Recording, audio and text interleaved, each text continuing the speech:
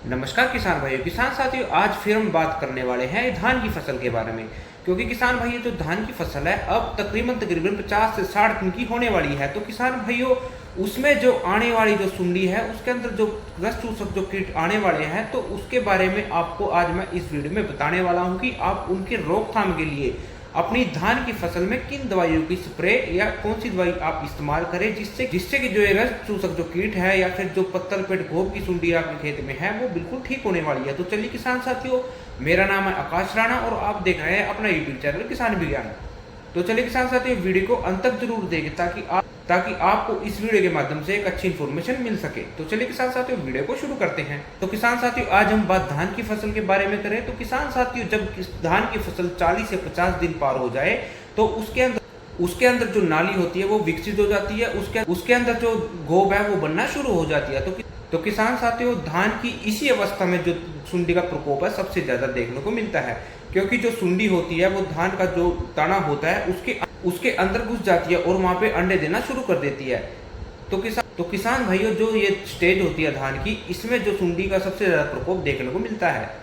तो किसान साथियों, इसका बचाव भी बहुत जरूरी है, क्योंकि जो ये अवस्था होती है इसके अंदर जो सुंडी खेत में आ जाए तो बड़ा इसका नुकसान देखने को मिलता है। क्योंकि ये जो धान की जो घोब होती है उसको खाना शुरू कर देती है, जिससे कि जो हमारे धान का पौधा है वो पीला पड़ना शुरू हो जाता है या बाद में सूखना शुरू हो जाता है। तो इसका जो नुकसान है हमें खेत में बहुत ज्यादा देखने को मिलता है। तो किसान भाइयों, समय रहते जो ये सुंडी है इसका इलाज करना बहुत जरूरी है।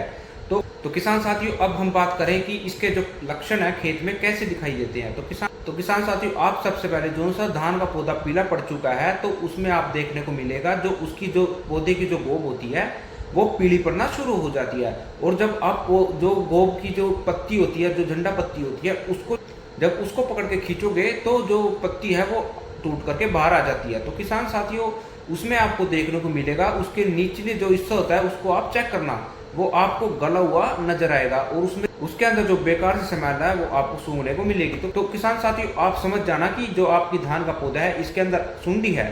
तो किसान साथियों, आप इसका समय रहते इलाज अवश्य कर लें। तो किसान साथियों, ये तो बात रही कि इसके जो खेत में लक्षण कैसे दिखाई देते हैं। अब हम बात करते हैं कि इसकी बचाव के लिए हमें ऐसी कौन सी दवाई स्प्रे करनी चाहिए जिसकी एक स्प्रे मात्र से, क्योंकि आपको किसान साथियों एक ही ऐसी स्प्रे आपको लेनी होगी जिससे कि ये बिल्कुल खत्म हो जाए।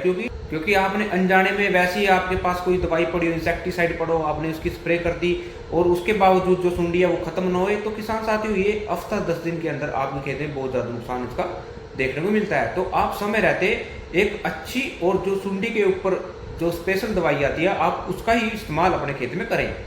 तो किसान साथियों, अब हम बात करें कि इसमें दवाई कौन सी डालें। तो किसान साथियों, आपको सबसे पहले इमामेक्टिन बेंजोएट 5% आती है। किसान साथियों, आपको 100 ग्राम पर एकड़ के हिसाब से पहले आपको वो लेनी है।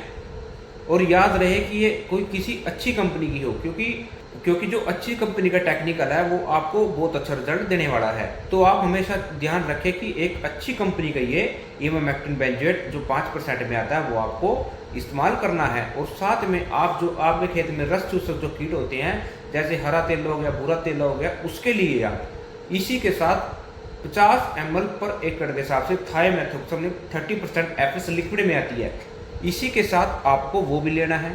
तो किसान साथियों, इन दोनों को मिक्स करके आप अपने खेत में इसकी स्प्रे करवाएं।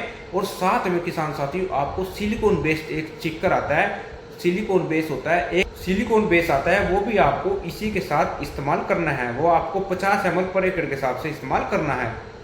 क्योंकि किसान साथियों, जो सिलिकॉन बेस्ड चिक्कर होता है वो एक बार पत्ती के ऊपर लग जाने के बाद जो दवाई होती है उसको गोब तक पहुंचाने का वो काम आसानी से करता है। तो किसान साथियों, आप ध्यान रहे कि आपको सिलिकॉन बेस्ड स्टिकर लेना है। तो किसान साथियों, ये तो रही उसमें दवाई आपको कौन सी डालनी है। तो किसान साथियों, इस तरह से आप इन दोनों दवाई को अपने खेत में इस्तेमाल करें तो आपको जो रिजल्ट है बहुत अच्छा देखने को मिलने वाला है। तो चलिए किसान साथियों, आज की वीडियो में बस इतना ही। आशा है आपको वीडियो पसंद आई तो वीडियो को लाइक, शेयर और चैनल को सब्सक्राइब करना ना भूलें। धन्यवाद।